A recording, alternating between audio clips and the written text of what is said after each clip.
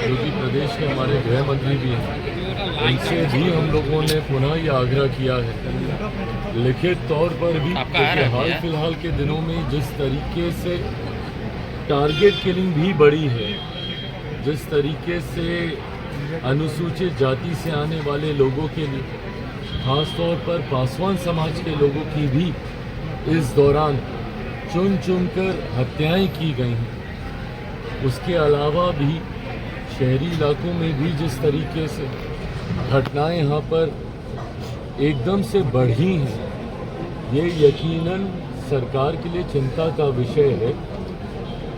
मुख्यमंत्री जी से भी ये आग्रह हम लोगों ने पुनः किया है कि इस बात को नियंत्रित करने की ज़रूरत है।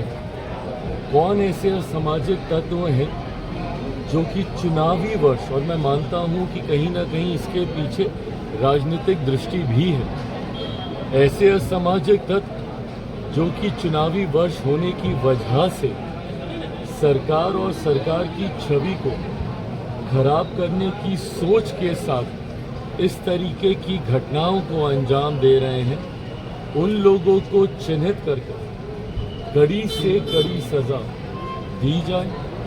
हम लोगों ने भी स्थानीय प्रशासन अलग अलग ज़िलों में जहाँ जहाँ पर भी इस तरीके की घटनाएं हो रही हैं, वहाँ पर एसपी हो, स्थानीय प्रशासन के लोग हों, उनसे बात करके तुरंत ऐसे लोगों को चिन्हित कर कड़ी कार्रवाई करने की हम लोगों ने भी बात किया है। उम्मीद करते हैं मुख्यमंत्री भी इस बात को लेकर गंभीर हैं, चिंतित हैं जिस तरीके से ये घटनाएं बढ़ी हैं।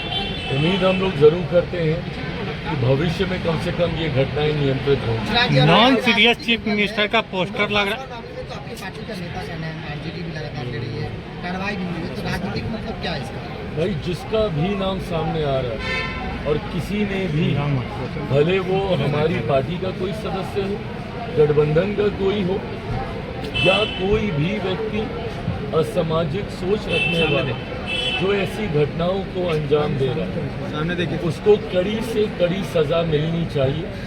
किसी का भी संरक्षण किसी अपराधी के प्रति नहीं होगा। हम लोगों के पार्टी का प्रतिनिधि मंडल भी गया था जिस घटना का आप जिक्र कर कमल पासवान, वहाँ पर हमारी पार्टी के सांसद जमुई से अरुण भारती जी जो कि प्रदेश के प्रभारी भी हैं, वो भी गए थे। मुख्यमंत्री जी के संज्ञान में इस पूरे विषय को भी दिया गया है। मेरी खुद मुख्यमंत्री जी से बात हुई है। ऐसी घटनाओं में और इस तरीके की जितनी घटनाएं, जो भी दोषी है बख्शा कतई किसी को नहीं जाएगा।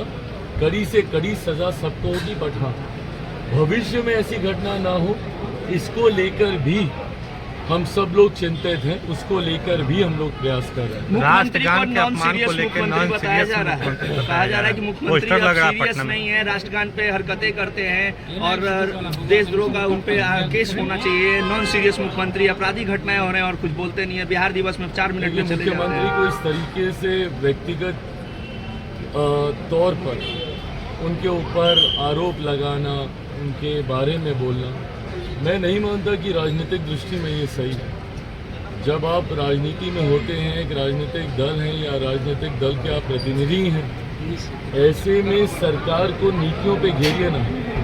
लॉ एंड ऑर्डर के विषय पे मैंने कहा ही कि भाई ये सरकार के लिए चिंता का विषय है।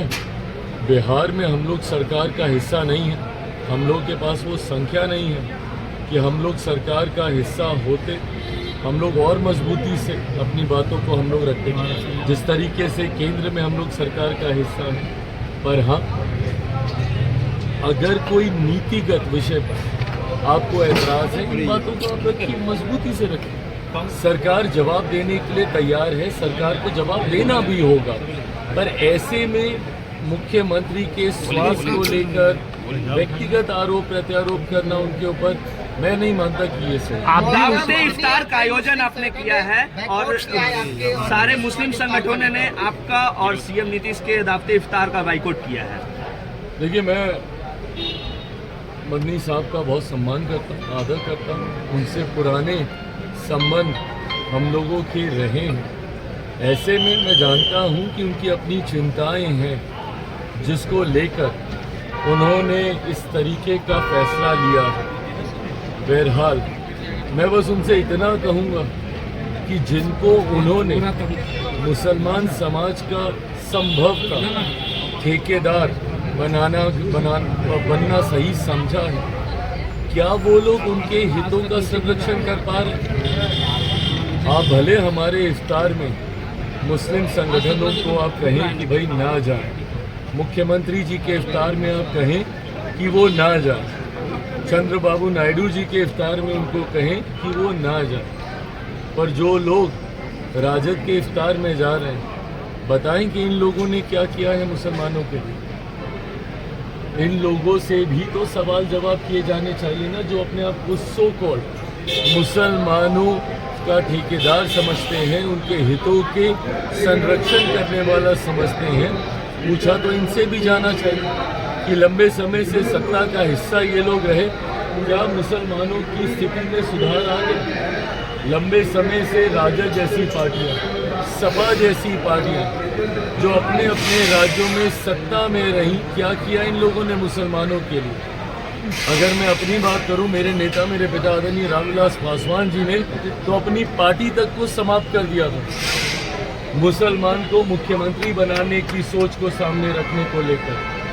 क्या किया था उस वक्त राजद जैसी पार्टियों ने? बहरहाल मैं मदनी साहब का आदर करता हूं और उन्होंने ये कहा है मेरे सराखों पर उनको भी कम से कम इन बातों को देखना चाहिए कि जिन लोगों को आप अपना हितैषी समझते हैं, मौका आने पर वो क्या करते हैं आपके लिए।